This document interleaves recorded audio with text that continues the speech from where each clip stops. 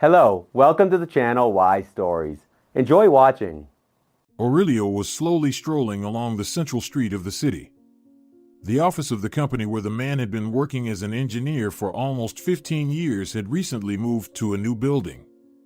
On one hand, getting to work became more challenging, as it was farther from home and he had to face morning and evening traffic jams. On the other hand, the building itself was beautiful and bright. And the cityscape around was eye-pleasing: well-dressed people, squares, fountains, and picturesque parks. It was the city center.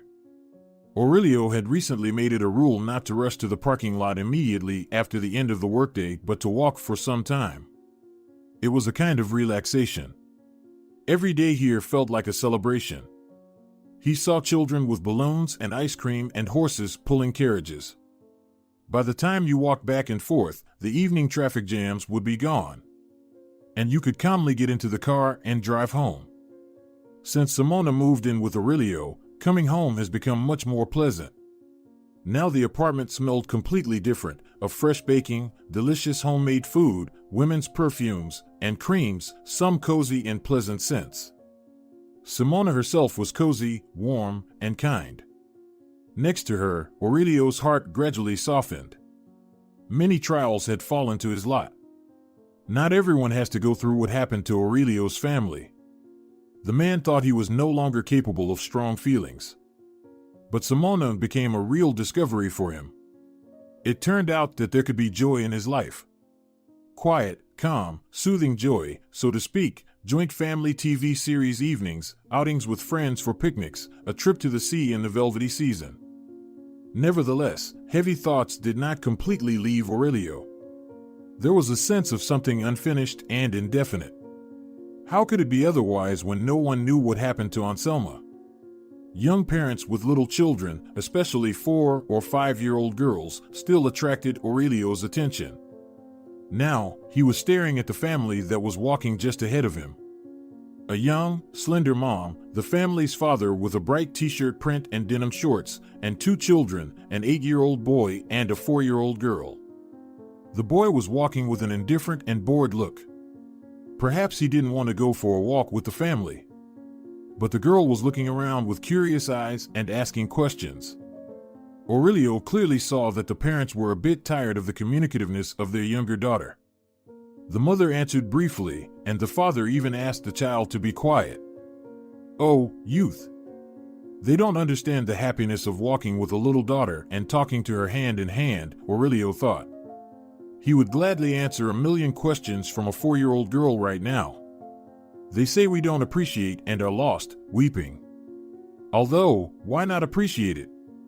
Many years ago, Aurelio consciously enjoyed fatherhood. Anselma, his daughter, never irritated him like this young father. And she didn't tire of the mother, walking with an unhappy face slightly away from him. Perhaps it was because he and Teresa had waited for this child for so long. Aurelio and Teresa met back in college, studying adjacent engineering specialties. Many lectures were common for them. Aurelio immediately noticed the cute, quiet student with big blue eyes. It wasn't surprising, there were few girls in their faculty. Yet Teresa was among them. Light wavy hair, wide open eyes, and regular facial features. But Aurelio was attracted not only by her lovely appearance. Unlike other girls, Teresa did not flirt with guys. She was genuinely passionate about the subject, just like Aurelio himself. And she bluntly rejected young men trying to start a relationship with her. Aurelio once arranged it so that he had to study with Teresa. They had to work together on a project. That work brought them closer. They formed a very well-coordinated team. Thus began a friendship that later grew into something more. Teresa and Aurelio had a lot in common. They grew up in roughly similar families, shared the same interests, and even their life plans were largely aligned. Both wanted to build their careers first, achieve something, find their place, and then consider starting a family. The young couple got married and rented an apartment. Teresa found a position in a laboratory and continued her scientific work, while Aurelio opted for an internship and joined the engineering department at the factory. Initially, both earned literal pennies. Later, the spouses climbed the career ladder, and their incomes increased. Soon, they were able to buy their own apartment and renovate it. The newlyweds lived soulfully together. It was so easy and pleasant for Aurelio to be with Teresa, she understood him with half a word. And he, in turn, understood her just as well. There were no loud arguments or quarrels between them. All issues were resolved through negotiation and discussion of facts and opinions. Aurelio's mother often told him that no girl would get along with him, which was meticulous and correct. She was wrong. Teresa was just as rational and conscientious as he was. It turned out they found each other. Aurelio was happy. Everything in his life was falling into place even more successfully than he could have dreamed. He had an interesting, well-paying job, a beloved, understanding wife by his side, and she was also a beauty. The spouses tried to take vacation days together. They loved traveling around the country. They went to the mountains, explored forests, and admired lakes. It was wonderful to discover all this splendor together with such an enthusiastic and admiring wife. 7 years had passed since their wedding when Aurelio and Teresa started talking about having children. They prepared the material foundation for future heirs. Grandmothers on both sides had long been waiting for grandchildren and solemnly promised to take care of the little ones, with immense pleasure, of course. Accordingly, Teresa wouldn't have to sacrifice her career. The spouses themselves were eager to have children. Aurelio imagined showing a son or daughter to the world and telling this little human about everything, and Teresa would be a wonderful mother. She was so attentive, sensitive, and wise. The spouses consciously approached the question of childbearing. First, they underwent a thorough examination to reduce the chances of having an unhealthy child. It was at this point that they found out about Teresa's serious female health issues. Pregnancy is practically impossible, declared Dr. Alejandro, the professor with whom Teresa had struggled to get an appointment.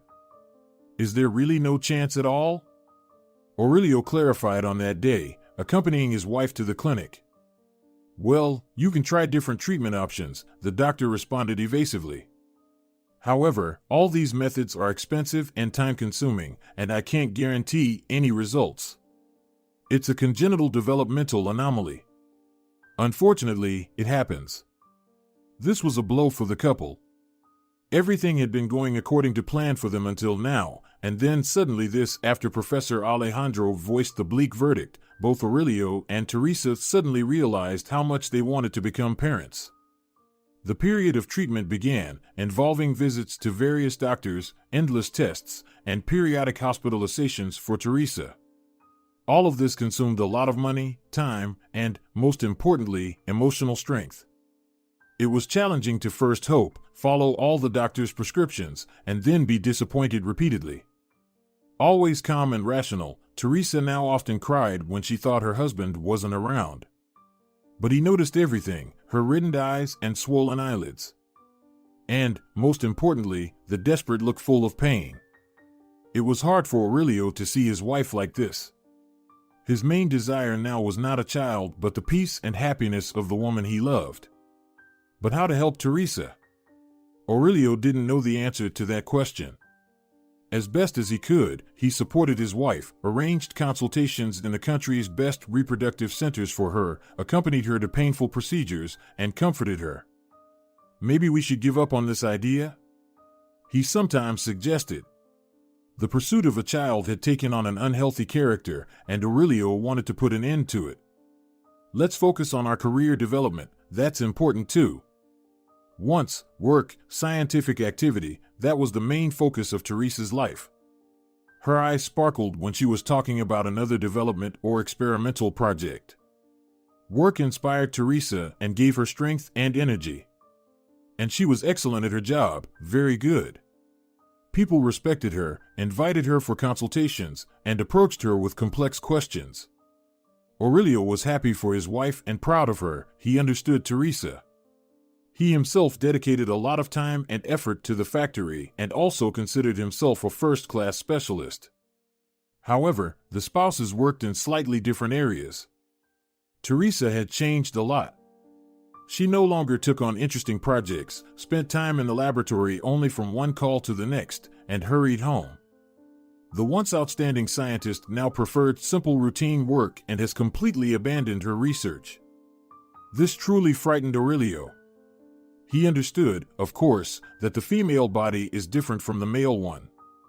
Representatives of the fairer sex are more susceptible to hormonal influence, maternal instinct is a great force, and all that. But still, he couldn't ignore the changes happening to Teresa. She became weepy, irritable, and even somewhat capricious. The most unpleasant part was that she became fixated on this elusive motherhood. She turned having a child into an obsessive idea, and nothing else interested her. Nothing pleased or excited her. She even stopped communicating with her colleagues and spent all her free time studying information about her diagnosis. Several long years passed. During this period, Teresa would calm down for a while and return to work, but the dream of becoming a mother never left her completely, and sooner or later, everything resumed: visits to doctors, tests, and examinations.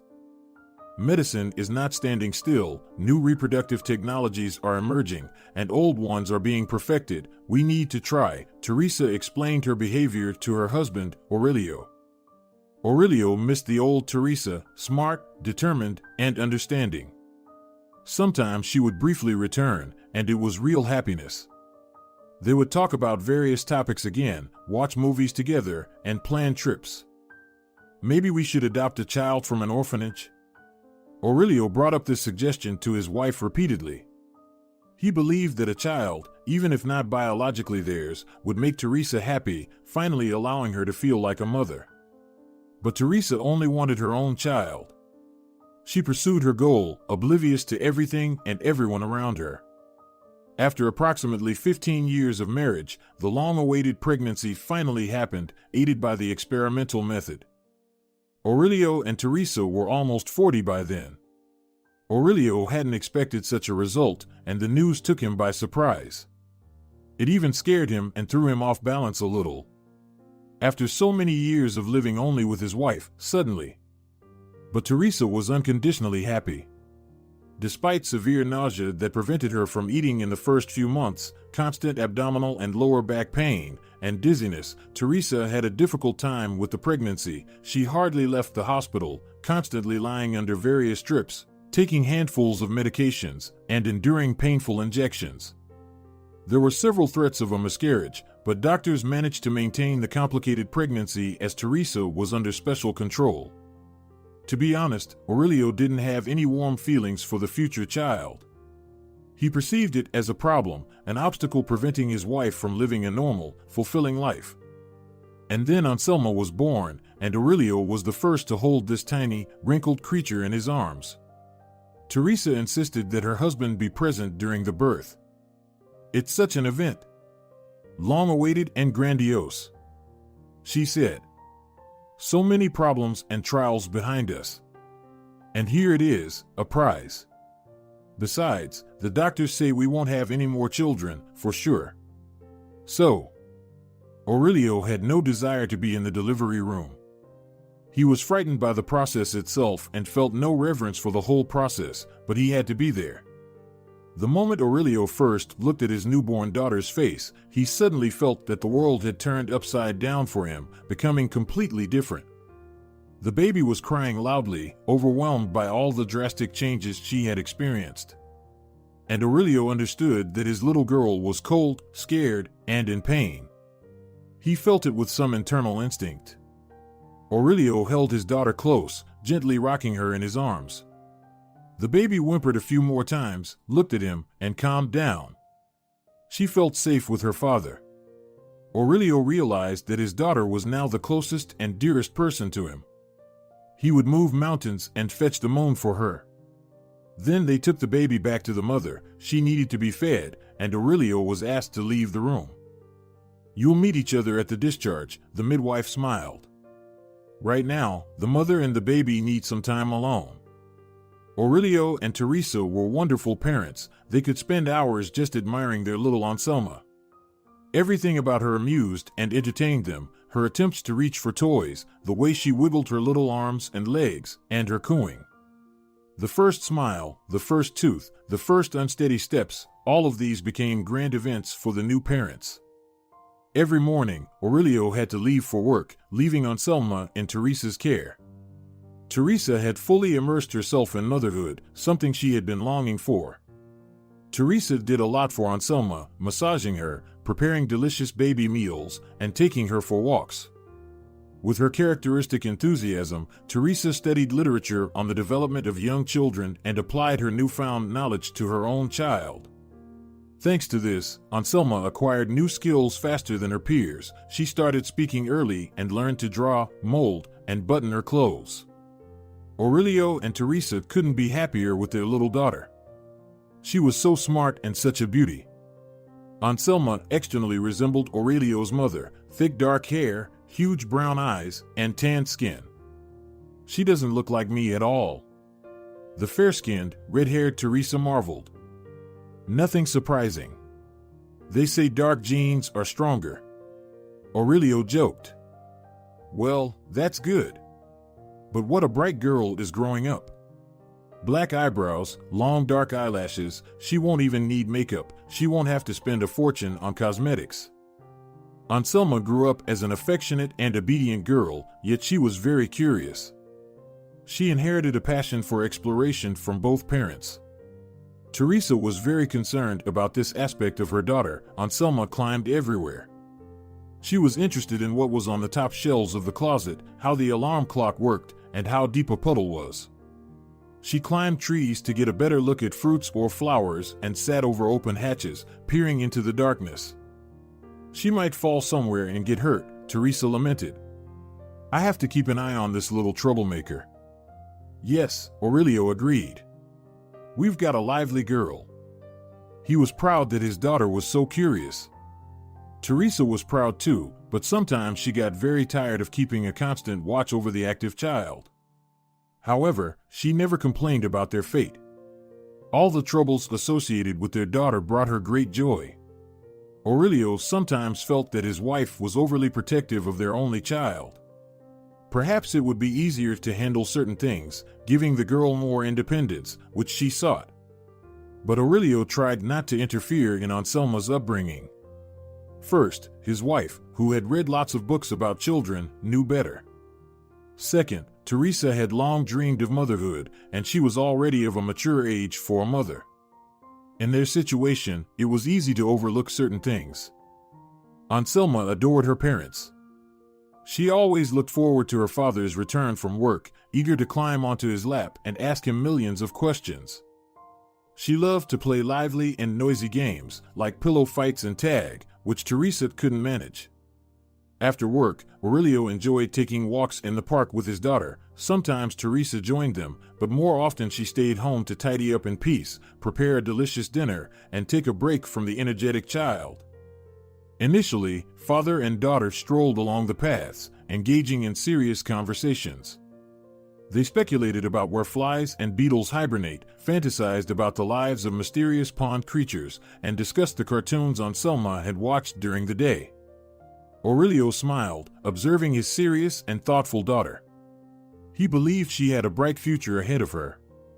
Later, Aurelio would lead Anselma to the playground, and the fun would begin.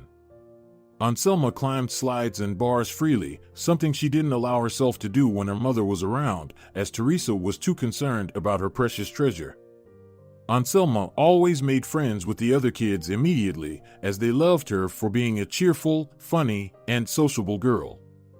Aurelio was pleased that his child easily connected with her peers.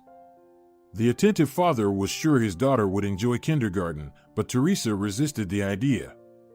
She had deliberately left her job to take care of the girl herself. I didn't give birth to her just to pass her off to the state later, she said. No, I intend to fully enjoy motherhood. And what about kindergarten? It's just a babysitting service for working parents. I spend a lot of time with our daughter, developing her. No, let her be with me, it's better that way.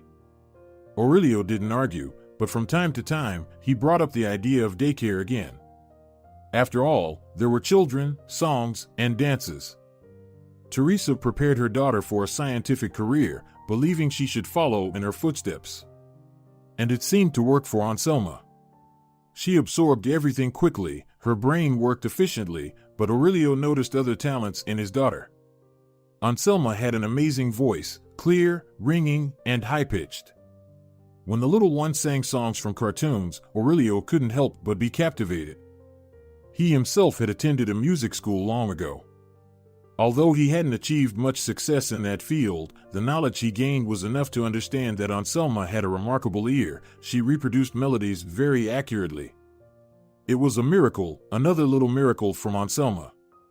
Maybe we should take her to an audition with a music teacher? Aurelio suggested it to his wife. Anselma clearly has talent. She's still so little. Teresa dismissed. They take kids into music school when they are 6 or 7 years old. Besides, our daughter doesn't need that. She'll become a great scientist, mark my words. Teresa, having become a mother, felt happy, but she never returned to her former self. She remained very anxious, overly focused on the child. Nevertheless, this was better than the state she was in while struggling to achieve the desired pregnancy. Aurelio still loved her, perhaps even more than in their youth. They had become a real family, raising a wonderful child. It was such happiness. Aurelio tried to overlook minor issues, such as Teresa's fixation on their child and her excessive worry about their daughter. He understood why his wife behaved that way.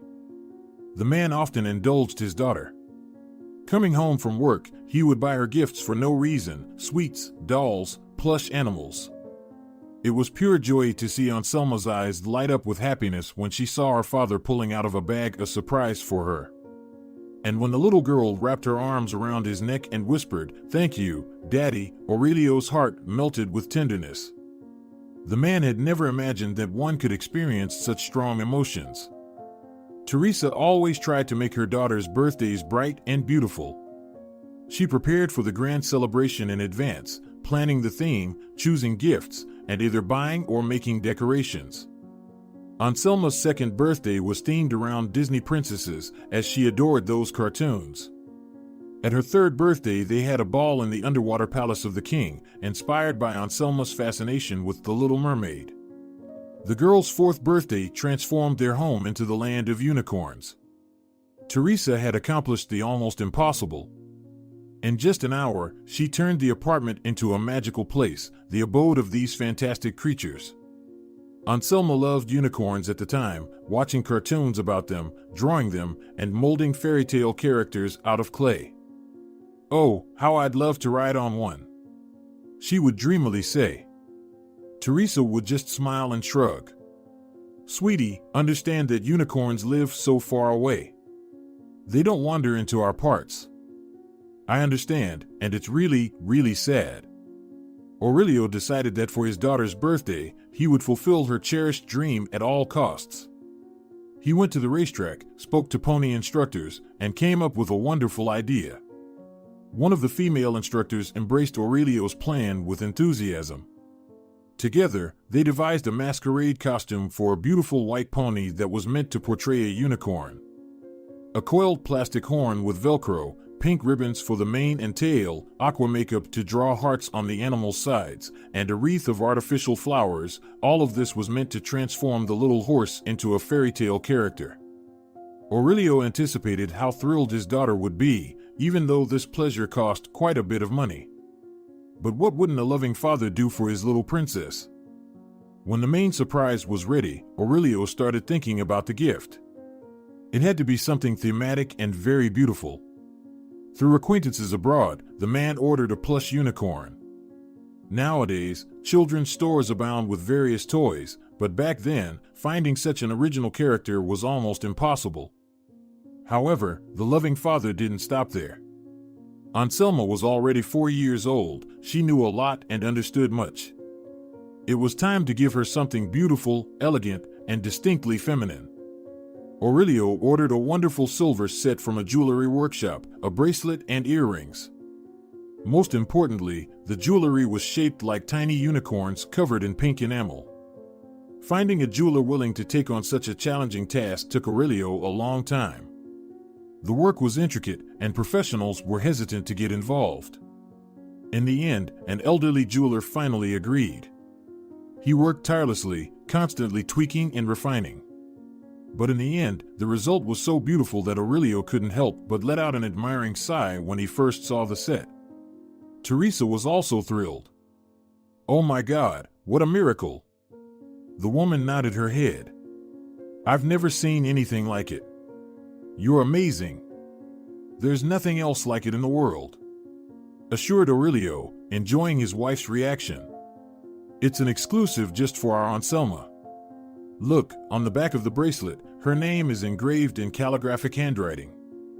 How charming and refined. A gift fit for a true lady."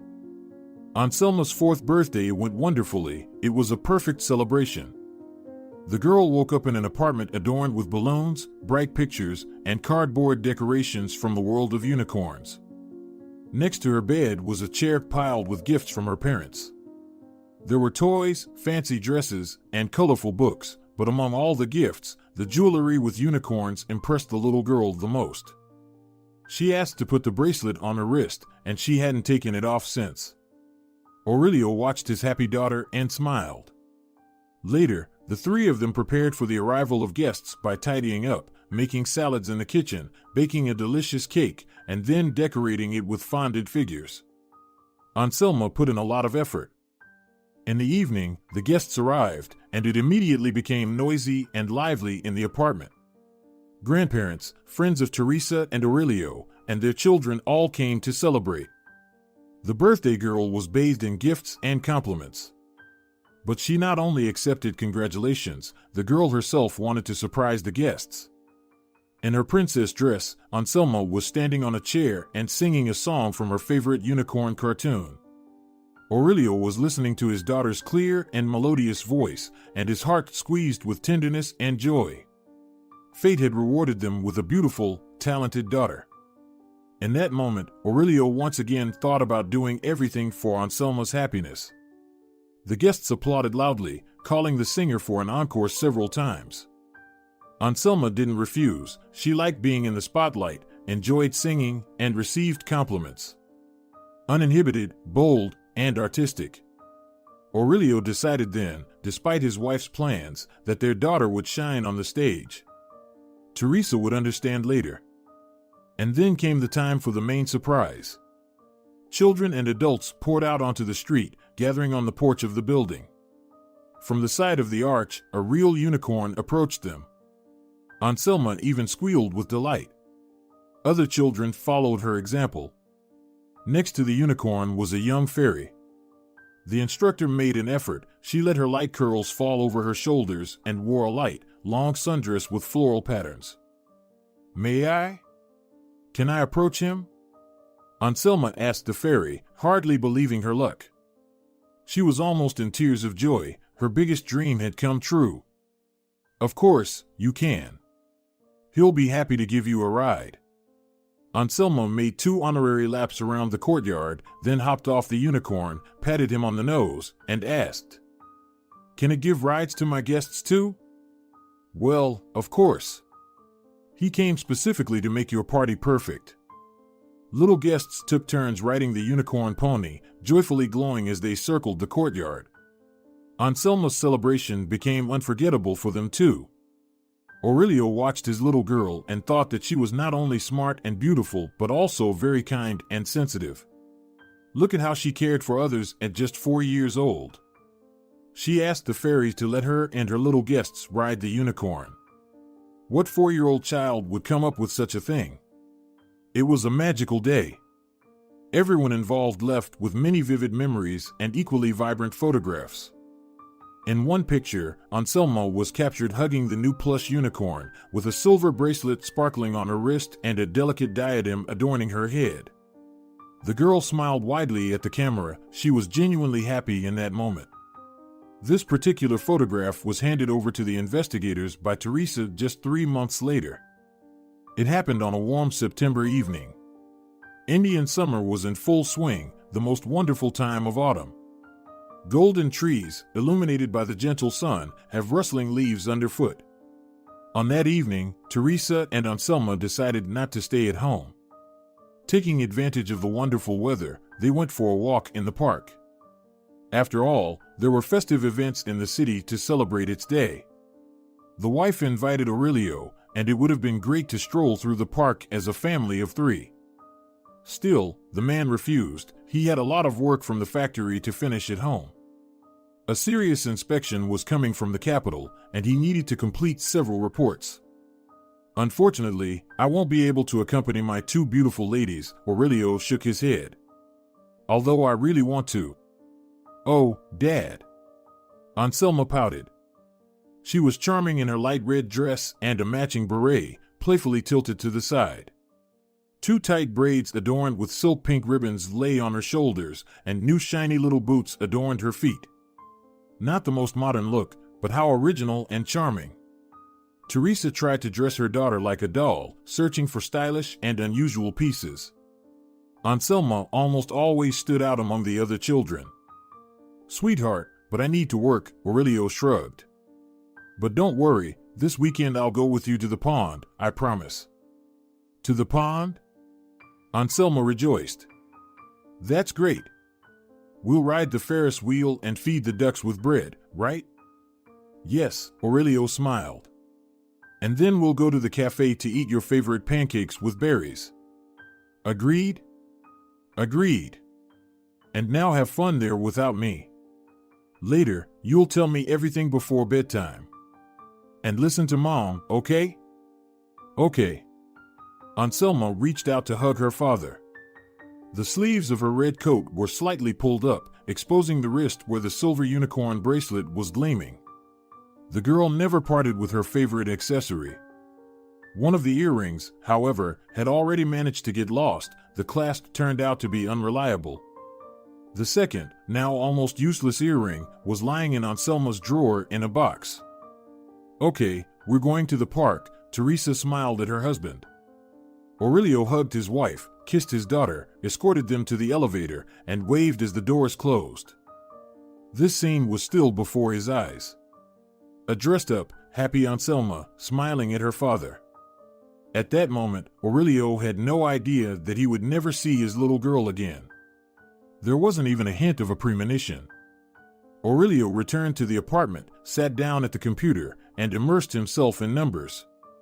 He needed to take advantage of the moment while it was quiet and calm in the house. In a couple of hours, Anselma would return, and she would undoubtedly want to share her impressions with her father and tell him about the walk. And then he would have to set aside all the work and listen carefully to his daughter.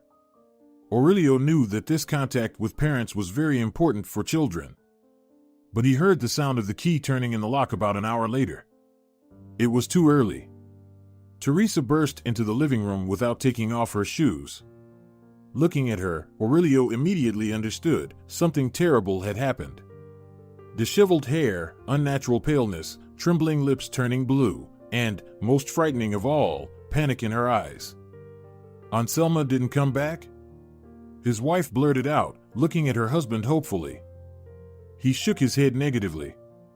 At that moment, horror gripped his heart like an icy hand. She was with you. What happened? The man mumbled in confusion.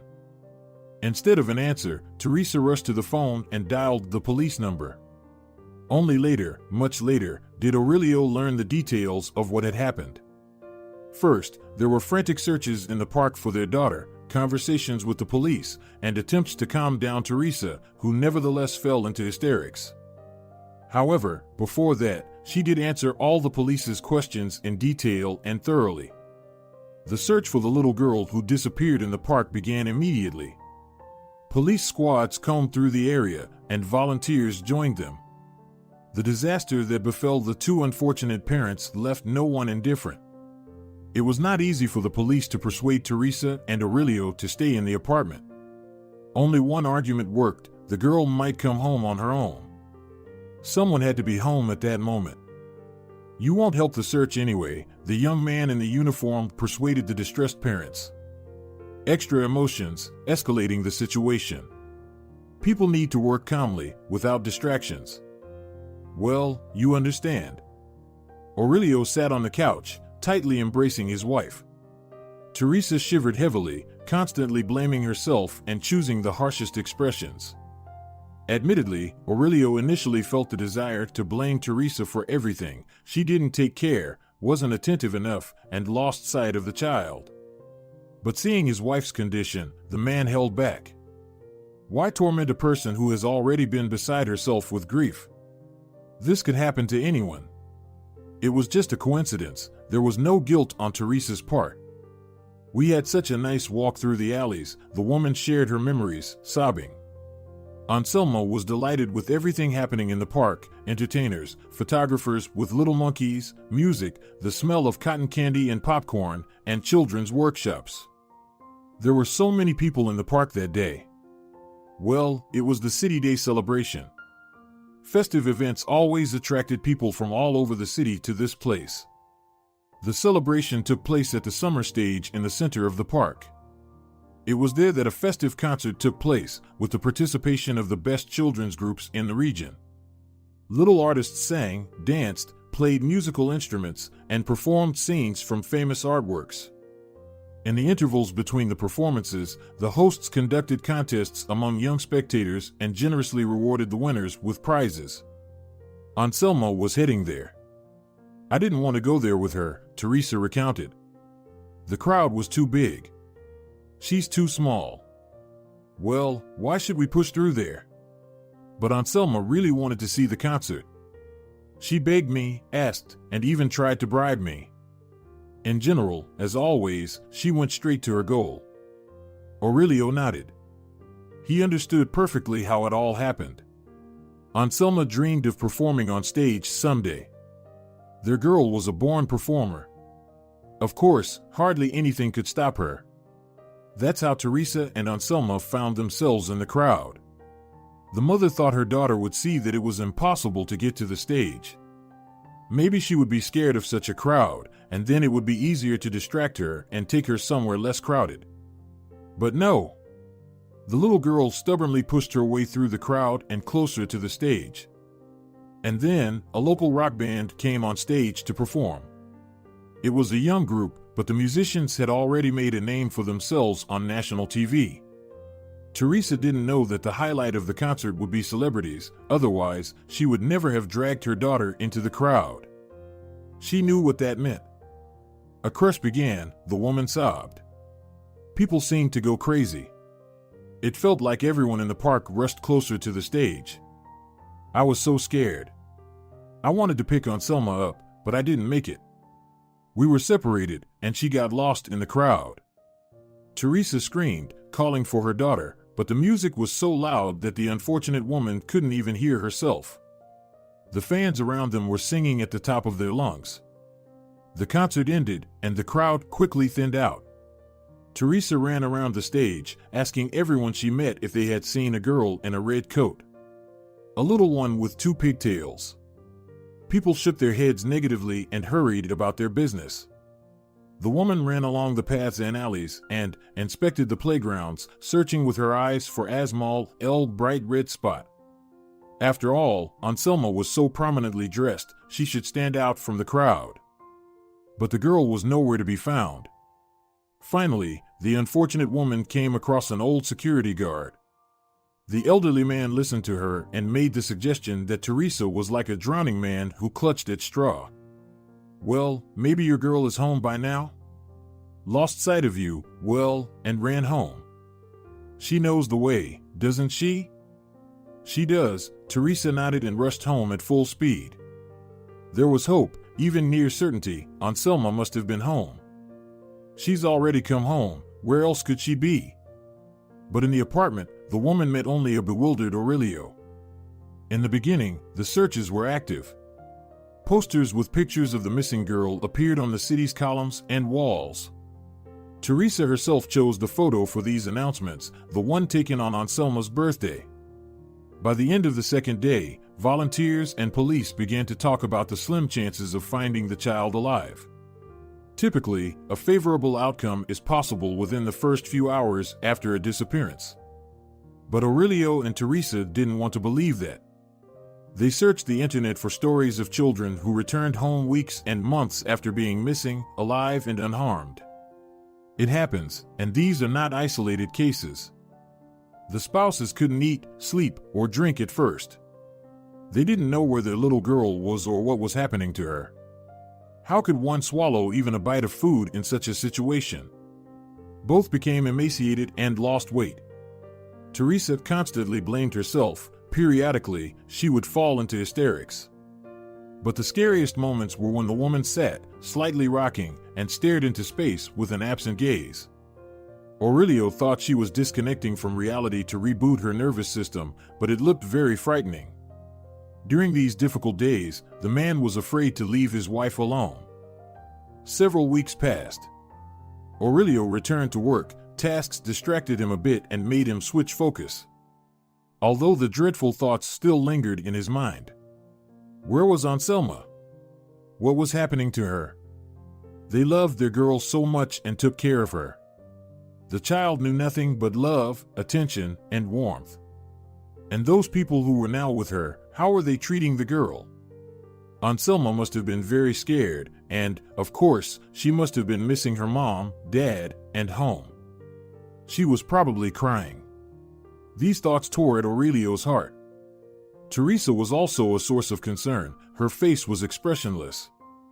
Either her mother or Aurelio's mother was always with her. They were afraid she might do something to herself. They convinced Teresa that Anselma still needed her. What would the girl do without her mother when she returned? But Teresa was very difficult. Guilt weighed heavily on her. The impossibility of hugging her daughter plunged her into unbearable sorrow. Sometimes, the woman couldn't cope with emotions, tearing clothes, throwing dishes against the wall, and screaming like a wounded beast. Aurelio didn't stop or calm her down in those moments. 3 months have passed since Anselma's disappearance. It was already winter, and the searches had subsided. No, they didn't stop entirely, but they weren't as active. The investigator said that the chances were now low, but they would still try. The spouses also learned the horrifying statistics. It turned out that many children disappear around the world every year, and they are never found, neither alive nor dead. Aurelio had never thought about it before. How much sorrow and misery there is on this planet. This is the world they brought their tender and talented girl into. And they failed to protect her. The main focus of the investigation was abduction. Because if the girl simply got lost in the city, she would have been found long ago. The same would have happened if something unfortunate had happened to Anselma, if she got hit by a car, fell into a manhole, or stumbled into some pit. But the girl disappeared without a trace, which meant someone took great care to cover their tracks. Closer to spring, one of the volunteers found Anselma's belongings in a landfill, her coat and beret. The investigator called the parents to identify the clothing. Teresa immediately and confidently said that it was her daughter's coat and beret. She couldn't be mistaken because it was Teresa who bought Anselma the beautiful outfit. What does this mean? Aurelio asked with hope in his voice. It's hard to say, shrugged the investigator. Perhaps it's a hopeful sign. The abductor didn't intend to harm the girl. They disposed of the clothing because it was too conspicuous and could attract attention. That's good, Teresa whispered.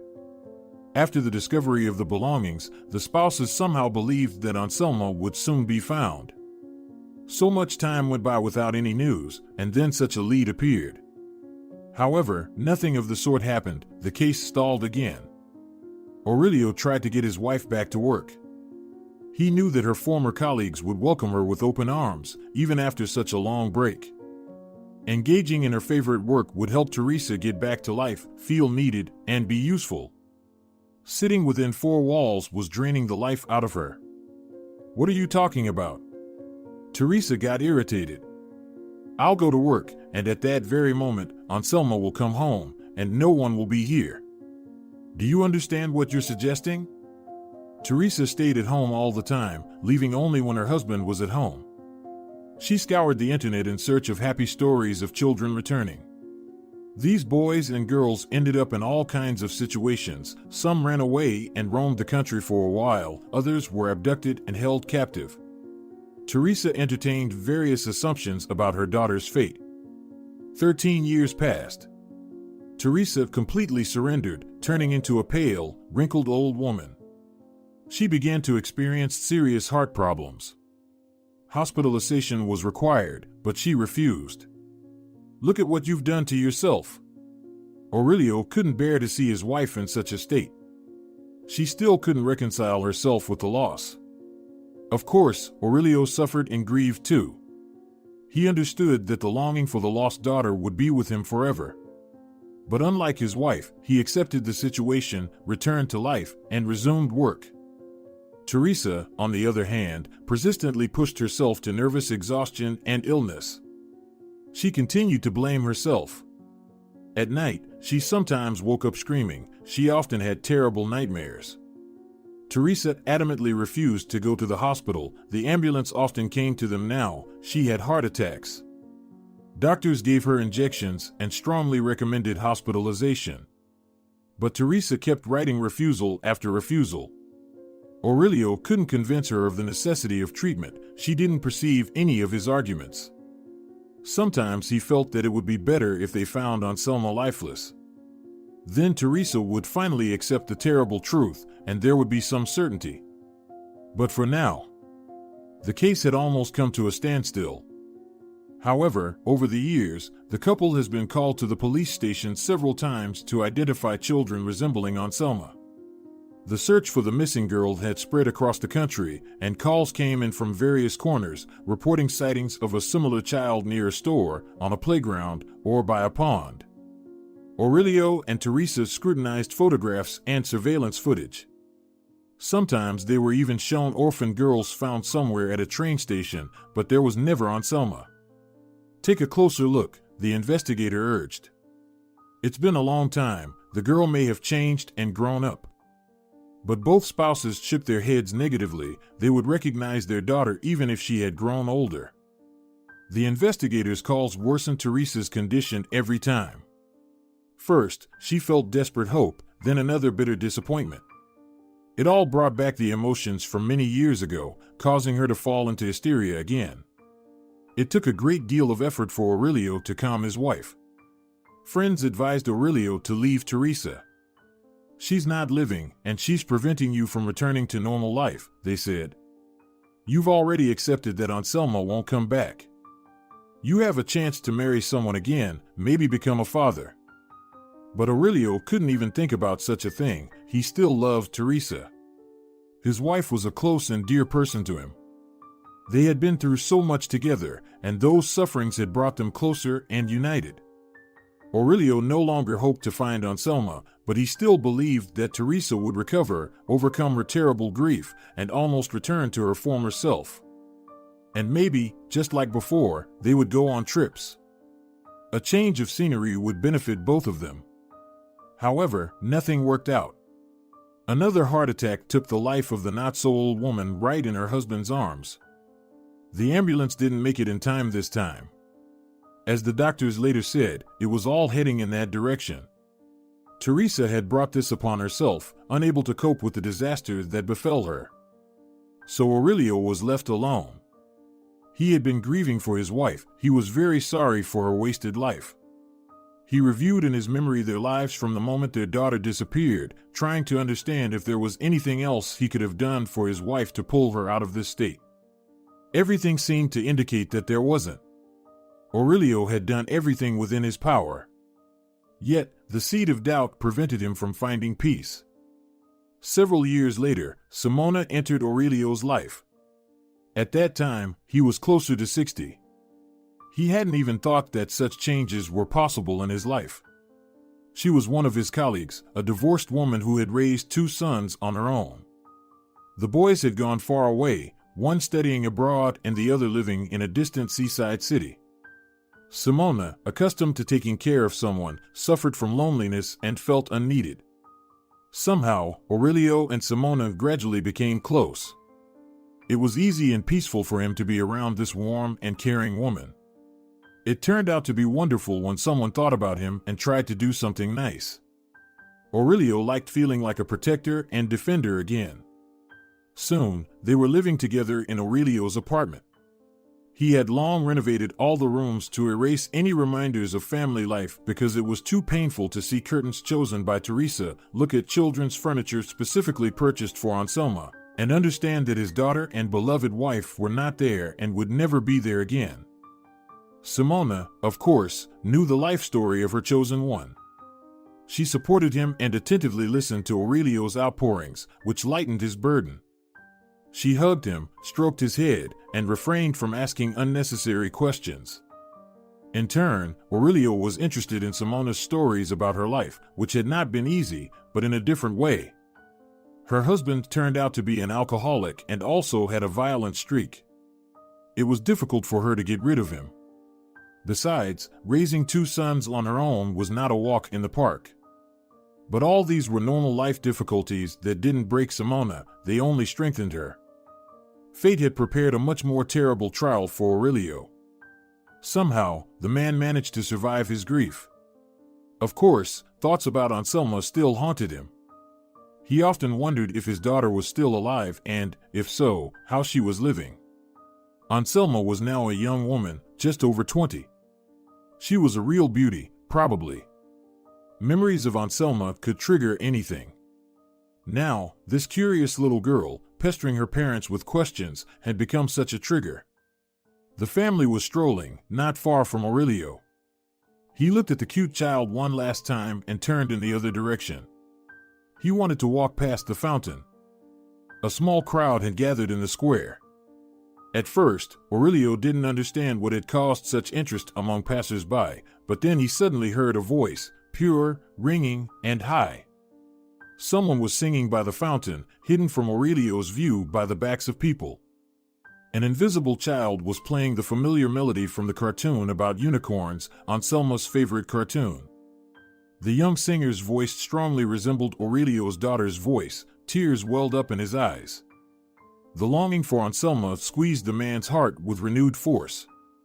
But that was okay, he had gotten used to it. Now Aurelio, of course, couldn't just walk past. He pushed through the crowd and stood still, struck by the sight. On the edge of the fountain, there was a girl about Anselma's age when she disappeared, and there was something indescribably reminiscent of Aurelio's daughter about her, although she was clearly a little gypsy.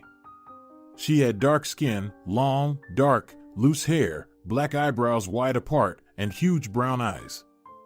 The little girl was dressed in a colorful blouse with long sleeves and a floor-length skirt adorned with lush frills. She had a massive necklace on her neck, completely unsuitable for such a tiny girl, adorning her neck. The little gypsy was diligently playing the familiar melody, dancing in rhythm. The audience was smiling and generously showering coins and bills into the box at the young performer's feet. The girl, seeing how well people treated her, tried even harder. She suddenly raised her arms, performing another dance move, and on her delicate wrists, bracelets sparkled. And then Aurelio was stunned. He recognized one of the bracelets. How could he not recognize this unique item? It was exclusively made for his daughter, with pink unicorns. Certainly, to be completely sure, he needed to examine the jewelry up close, but Aurelio already understood everything perfectly. The little girl finished the song, the adults applauded her, and they began to disperse. Aurelio was still standing by the lamppost. He didn't know what to do. Should he have approached the child and asked her where she got this bracelet?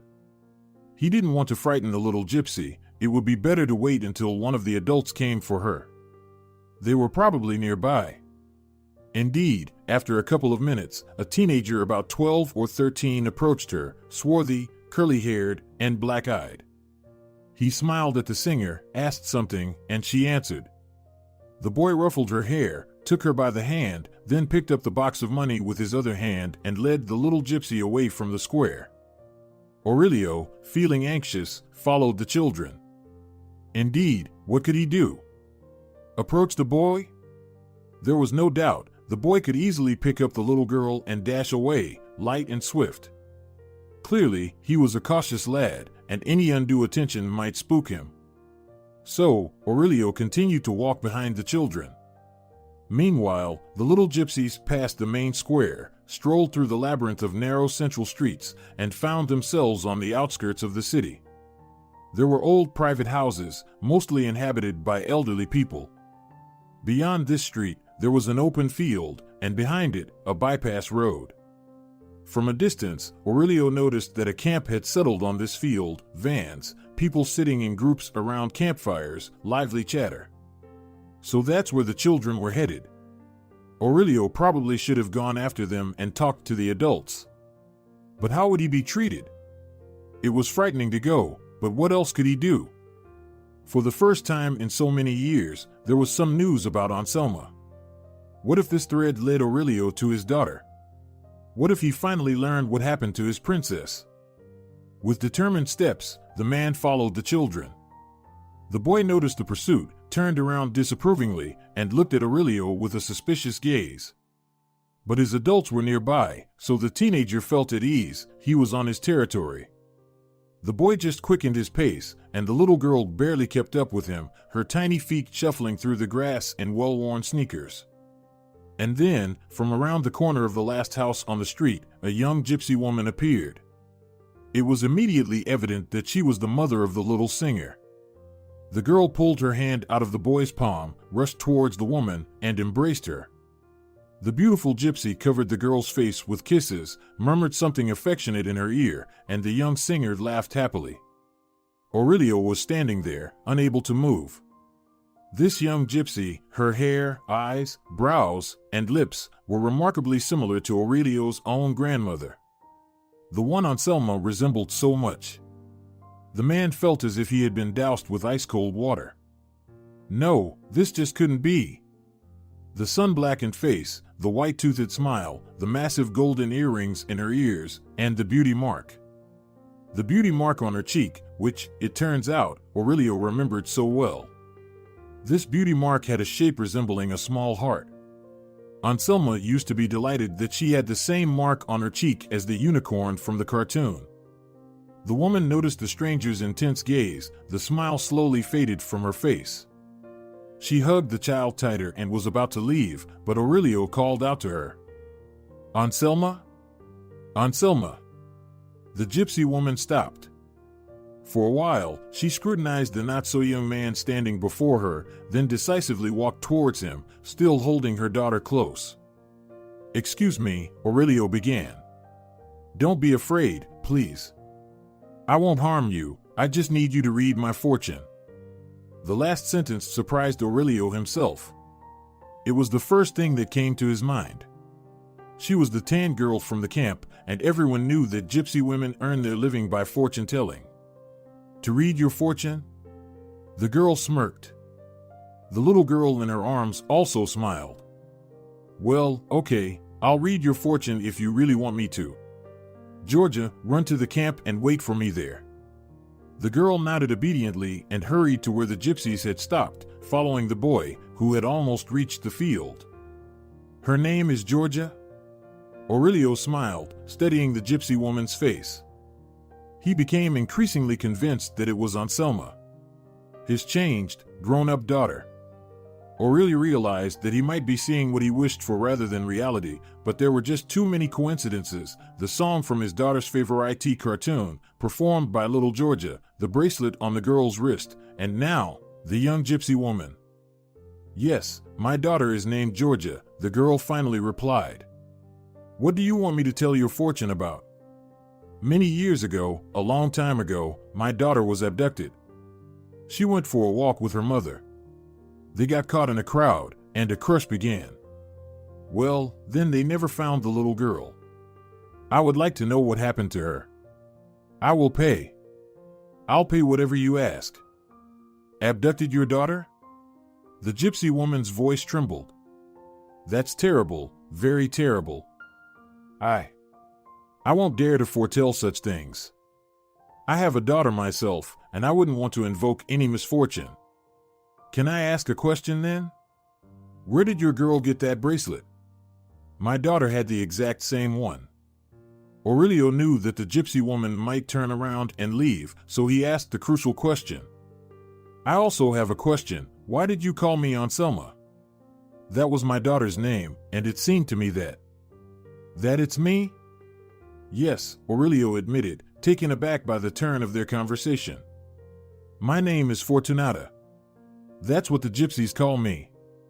And on the back of that bracelet, which I never parted with all this time, the name Anselma is written. I approached you because you called me by that name. It's strange and interesting. I can't believe this. It seems you really are my daughter. Tell me about yourself, please. Who are your parents? How long have you been in the camp? Were you born there? Fortunata shook her head. No, I am a foundling. My father said he found me, ragged and hungry, at the station. I don't remember that, I was little. And this bracelet has always been with me since I became aware of myself. They said my grandmother, Rosalinda, gave it to me. Now I understand, the bracelet is from that other life. I always suspected that. I ordered it on my daughter's 4th birthday. Aurelio shook his head. It's one of a kind in the whole world, there can't be any mistake. It belonged to Anselma. I think that's you.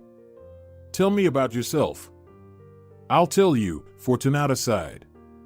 From the very beginning, when we ended up in this city, I immediately felt like I had been here before. A lot of familiar things, urban landscapes, even the smells, some sensations. And now, this meeting of ours. I also want to figure everything out. Little Fortunata always knew that her father, Kuro, had picked her up at the station. Your own kin abandoned you. White people often do that, get rid of unwanted children. We, the gypsies, have a completely different attitude towards children.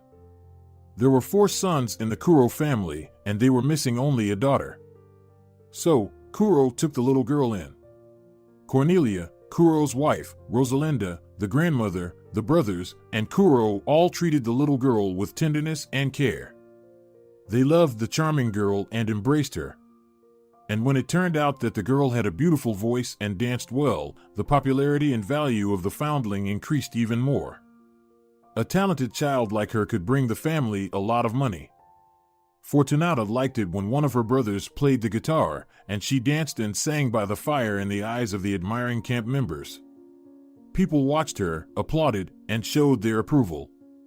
It was wonderful.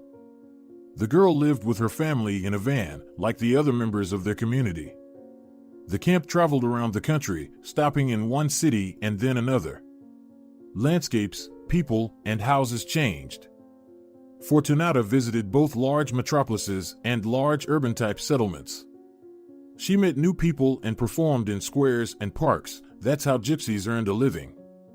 They stopped near one settlement or another, and it began. Children danced and sang. Women told fortunes to everyone interested. Men, they had their own grand, secret affairs. Fortunata understood what was going on only as she grew older. These were thefts.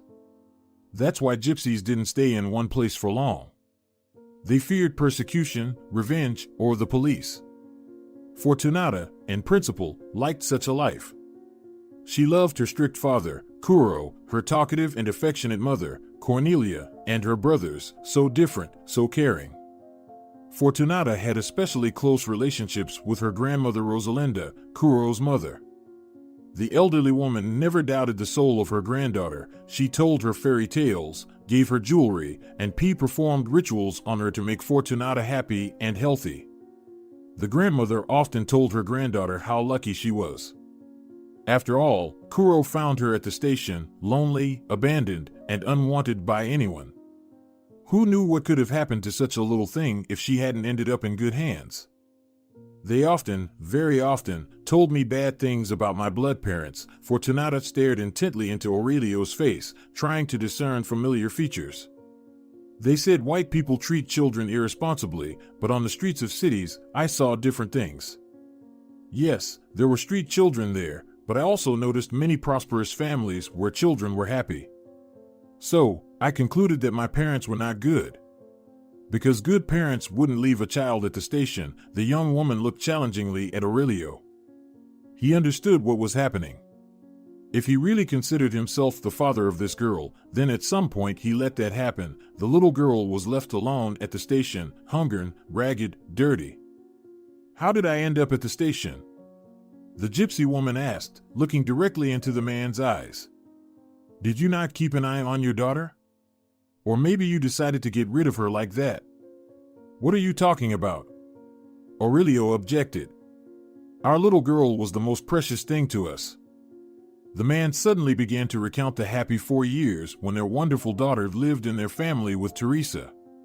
He first told the long story of how they struggled to have a child.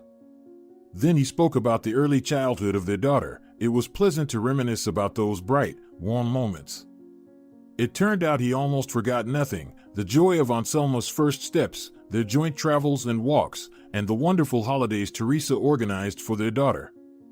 Our little girl loved unicorns a lot and sang well, just like your daughter, Georgia. By the way, speaking about the song she sang by the fountain, that's the favorite song of our Anselma. She also used to perform it in a very similar manner. Fortunata didn't answer immediately. It seemed like she was trying to remember something. I taught her that, the girl said. Some things from my past life stayed with me, not just the bracelet. I remembered that song, and, strangely enough, I could read it at 4 years old. This skill is still with me. They don't teach girls among us, only boys, and even then, it's superficial. But I can read. Sometimes I dreamed of people who loved me very much, but I don't remember their faces. But I remember the hands, warm and caring. I thought I was making it up myself. My imagination has always been good. And also, now, when you were talking, I remembered something. Yes, I really rode a unicorn, a real one. I dreamed of this scene several times, and the unicorn was just like the one you described. So, are we really father and daughter? It definitely can be said only after DNA analysis, Aurelio said with a trembling voice. But it seems to me that it's true. Fortunata pressed her fingers to her temples and wrinkled her nose, just like her mother when she was worried. And what do we do now? The girl looked at the man, seeking support.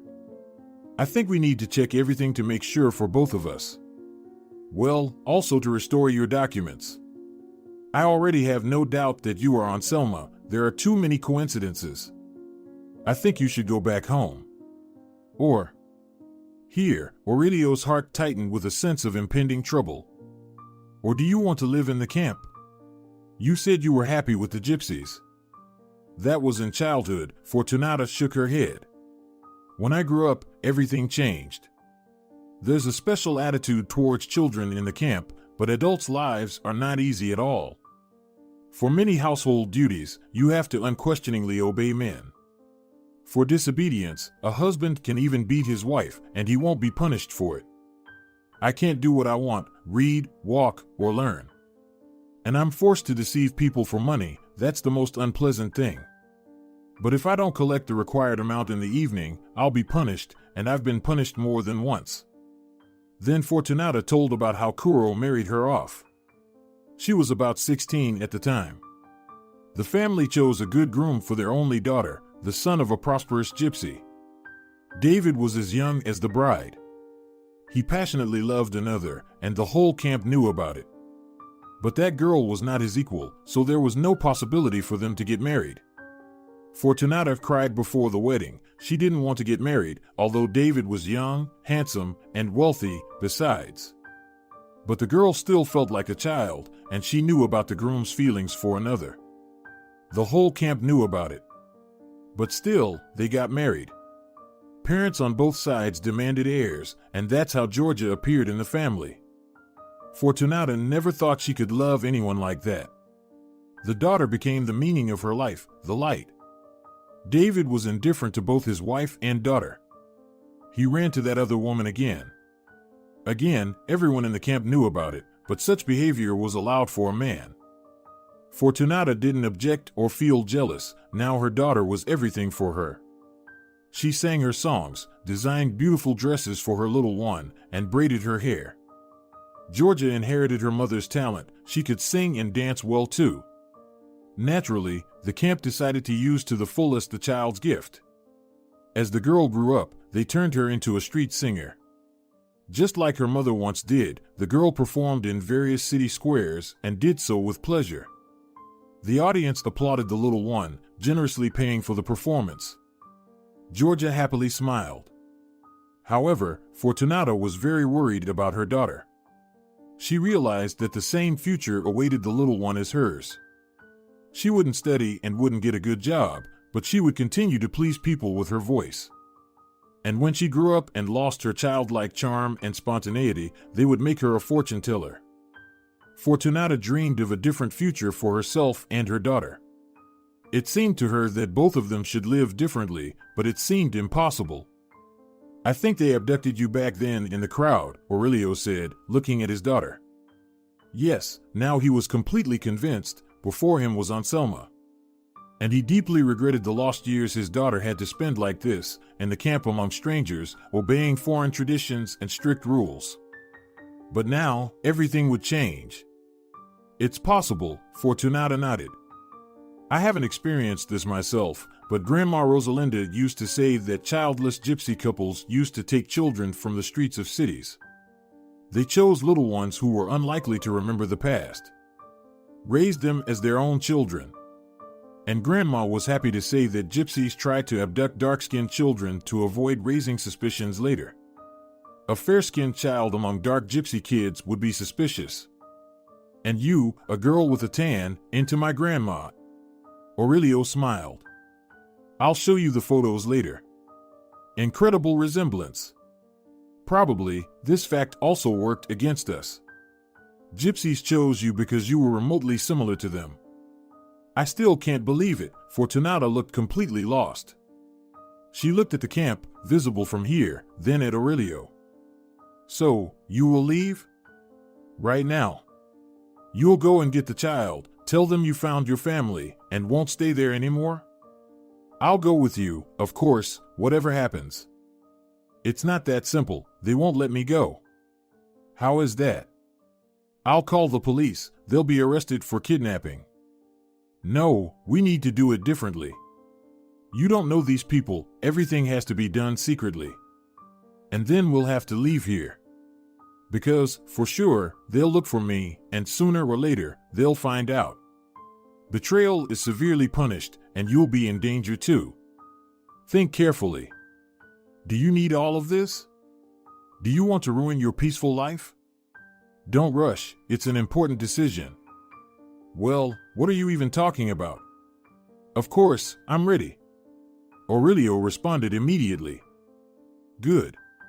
So, here's the plan. Tomorrow, I'll go with Georgia to the square. I always accompany her. We're being watched throughout the day. They check on us in the morning, around noon, and closer to the evening. Come for us at 11. Usually, there's no surveillance at that time. We'll need to hide. Lay low for some time. Maybe a week, maybe a month. They'll be looking for me.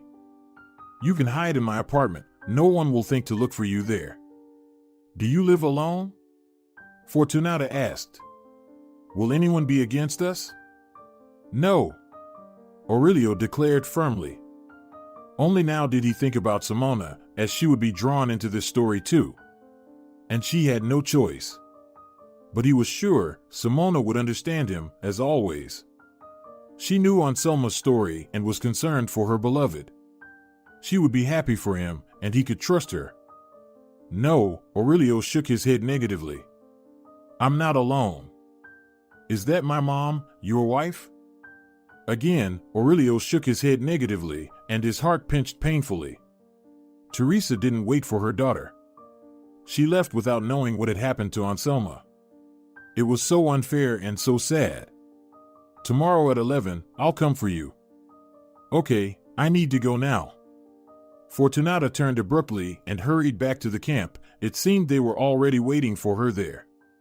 The rest of the day and night, Aurelio was in a strange state. At times, joy overwhelmed him, and suddenly doubts would take over. What if Fortunata wasn't Anselma after all? Standing next to the girl, he had no doubt she was his daughter. But now, when she was far away, he began to feel like he had invented this meeting himself and adjusted the facts to fit his story. Simona, who listened carefully to Aurelio, was also very upset. She even cried. Unlike her beloved, she was sure that everything would be fine now. This is Anselma, definitely Anselma. Well, Such coincidences just don't happen. I can't wait to meet her and her daughter.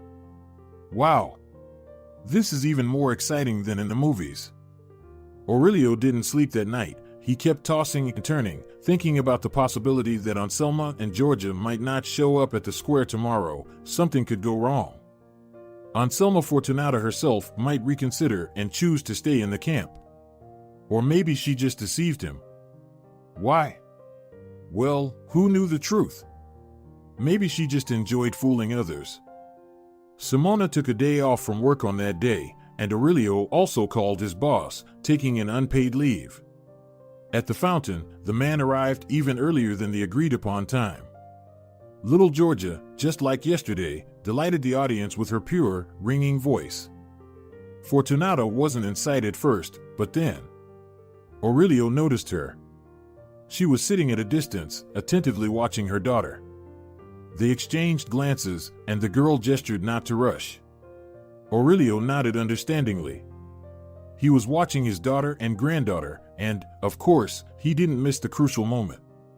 Fortunata rose from the bench, walked quickly to Georgia, picked up the little girl, and then hurried to Aurelio. And then, all together, they were meandering through narrow streets until they reached the parking lot where the man had left his car. Fortunata kept looking around, as if trying to remember the past. I did some repairs in the apartment. Now everything here is completely different, not like in the time when you lived here, Aurelio said. But the view from the window seems familiar to me, the girl said thoughtfully. Just something is missing. It seems there used to be a tall tree here. Its branches scratched the glass, and I liked that a lot. They cut it down, Aurelio replied, looking at his daughter with surprise. How could she, such a little thing, remember these details? The tree blocked the light for people, so they got rid of it. Too bad. Aurelio walked along the seashore, tightly holding the little hand of his granddaughter, Georgia. The story that happened to his family couldn't help but leave its mark on the man's behavior. He didn't take his eyes off the child. The grandfather and the little girl walked along the very edge of the water. Their bare feet left clear prints on the wet sand. Georgia was asking him a lot of questions, just like her mom used to do. She was a very smart and quick-witted girl, thinking on her feet. Soon she would go to school, and Aurelio was sure that his granddaughter would become one of the best in the class. After all, she could already read, count, and write. Georgia learned easily and with pleasure. Currently, Aurelio was escorting his granddaughter to the music school. At the family meeting, it was decided that such talent shouldn't have been wasted, so Anselma enrolled her daughter in the music school. At first, the teachers didn't want to take the girl, she was still so young. They advised waiting for a year until she started school. But after the audition, these people changed their minds. September was sunny this year, and school activities had already begun. Georgia was now going to her fourth lesson, accompanied by her grandfather. So far, the little girl was thrilled with the music school. Aurelio hoped it would continue like this. And if not, well, then they would look for something else for Georgia. The man still couldn't believe that his life had taken such a turn. Then, a year ago, Fortunata and Georgia hid in the apartment for about a month. The camp had long been dismantled and gone, but gypsies still roamed the city, searching, watching, and keeping an eye out. They questioned people, and once a young man approached Aurelio with a question: had he seen gypsy girls with a little child? He added that she was mentally ill and very dangerous. During it, Aurelio got to know his daughter again, familiarizing himself with her. Simona and he carefully planned the return of Anselma. They needed to confirm the kinship with a DNA test, file a statement with the police, and restore a whole pile of documents. And most importantly, they had to teach Anselma how to live in this new world. Surprisingly, the latter came easily. However, there were some problems with the documents, but eventually they were resolved. Anselma insisted on moving. She couldn't feel at ease in this city. They will come back, look for me to punish me for betrayal, the girl said. For the happiness and peace of her daughter, Aurelio was willing to do anything. Simona supported him and suggested moving to a small seaside town where her younger son had been living for many years. And now, they were here in a quiet, cozy place by the sea. Simona got a job at the local library. She enjoyed taking care of her grandchildren, her son's daughters, and Georgia. The girls became friends, having a lot of fun together. Anselma gradually adjusted to the new world. Once, she had great hopes. Teresa dreamed of a scientific career for her daughter, but the years were irretrievably lost. The girl didn't receive an education, so she was now attending hairdressing courses, a demanding and creative profession. Besides, in the camp, Anselma loved doing hairstyles. Gypsy women trusted their hair to her. In the evenings, the girl sang in a restaurant, and the audience applauded her. Anselma liked the stage herself, and the money was never superfluous. Aurelio was now at peace with his daughter. She wouldn't disappear. Smart, determined, and hardworking, she quickly made many friends in the new place. She still tried not to talk about her past. She was afraid that rumors would spread and the gypsies would find her. Some of her daughter's fears still had to be overcome, but with Aurelio and Simona by her side, they would manage. Georgia almost didn't talk about life in the camp. New vibrant impressions currently overshadowed her memories. Over time, much would be erased from the child's memory, but, of course, there was still work to be done. Well, that's it. Let's put on our shoes, commanded Aurelio. In his hand, he carried his flip-flops and sandals, along with his granddaughters. Maybe we'll take a dip? The girl suggested. The water is so warm. We'll be quick. You'll be late for the class, smiled the happy grandfather. Let's do it later, after class. Okay, Georgia agreed easily. And then, let's go to the city pond and feed the ducks with bread, all right? Aurelio looked at his granddaughter but saw a little Anselma in front of him. She also often asked him to go to the pond with her so that the poor ducks wouldn't go hungry. Aurelio was quite happy now. His daughter, granddaughter, beloved woman, all was well in his life. Only thoughts of Teresa never left him in peace. The man desperately regretted that his wife never found out about the fate of their lost daughter. But, well, there was nothing he could do about it. Grandpa, what are you thinking about? Georgia tugged at Aurelio's hand and demanded an answer. You look sad. Not sad, thoughtful. Trying to decide whether we should go to a pizzeria or an ice cream cafe after your class.